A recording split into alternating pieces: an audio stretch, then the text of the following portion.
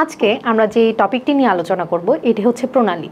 প্রণালী খুবই গুরুত্বপূর্ণ একটি টপিক। এটি হচ্ছে বিভিন্ন চাকরি পরীক্ষায়, ভর্তি পরীক্ষায় এখান থেকে প্রশ্ন আসে। তো প্রণালীর শুরুতে আমরা জানি এটি ইংরেজি প্রতিশব্দ, এটি হচ্ছে স্ট্রেট, STRAIT, স্ট্রেট। প্রণালী জিনিসটা কি? প্রণালী হলো সমুদ্রের এমন ন্যারো একটি জায়গা যেটি দুটি সাগর, উপসাগর বা মহাসাগরকে যুক্ত করেছে এবং দুটো দেশকে পৃথক করেছে। তো আমরা মেডিকেল আওয়ার ড্রিমের পক্ষ থেকে প্রণালীর বিভিন্ন গুরুত্বপূর্ণ প্রণালী নিয়ে সিরিজ আনতে চলেছি। তো আজকে হচ্ছে এটা প্রথম ক্লাস। তো দেখি আমাদের প্রথম ক্লাসে আজকে কোন প্রণালীটি আছে। এটি হচ্ছে হরমুজ প্রণালী। আমরা একটু খেয়াল করলে দেখতে পাবো এই জায়গাটাতে হরমুজ প্রণালীর এই পাশে আছে আমাদের ইরান এবং এই পাশে আছে সংযুক্ত আরব আমিরাত।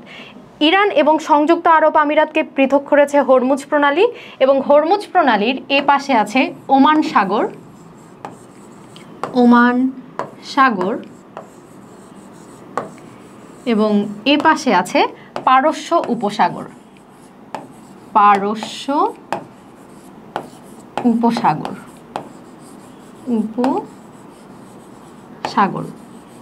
এখন পরীক্ষায় প্রশ্ন যদি আসে যে ইরান এবং সংযুক্ত আরব আমিরাতকে পৃথক করেছে কোন প্রণালী, তাহলে হবে হরমুজ প্রণালী।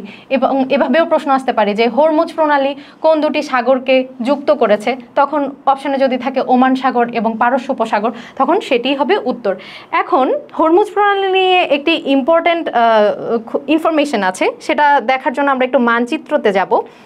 মানচিত্রে আমরা দেখতে পাবো ঠিক এই জায়গাটাতে হরমুজ প্রণালীর অবস্থান। হরমুজ প্রণালী কেন গুরুত্বপূর্ণ? আমরা জানি কি মধ্যপ্রাচ্য কিসের জন্য বিখ্যাত? বিভিন্ন খনিজ সম্পদ, জ্বালানির জন্য বিখ্যাত।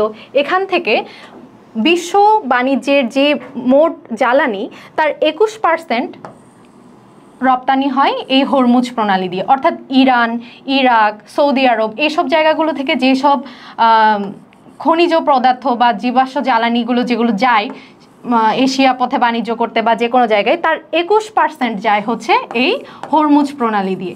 তাহলে বুঝতেই পারছো এই হরমুজ প্রণালী কতটা ইম্পর্ট্যান্ট। আর ইরান এখান থেকে বেনিফিটস নেয়। সবচাইতে বেশি জ্বালানি নেয় আসলে চায়নাকে বলা হয় এনার্জি হাংরি কান্ট্রি। কেন বলা হয়? কারণ চায়নার প্রোডাকশন বেশি, তার যদি অনেক প্রোডাকশন হয় তাহলে তার অনেক জ্বালানি লাগবে। সেই সব জ্বালানি চায়না আসলে ইম্পোর্ট করে এই ইরান থেকে। তাহলে আমরা বুঝে গেলাম যে এই হরমুজ প্রণালী কতটা ইম্পর্ট্যান্ট।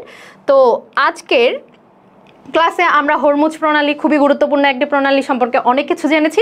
পরবর্তী ক্লাসে আমরা অন্য আরেকটি গুরুত্বপূর্ণ টপিক নিয়ে, অর্থাৎ অন্য একটি প্রণালী নিয়ে জানবো।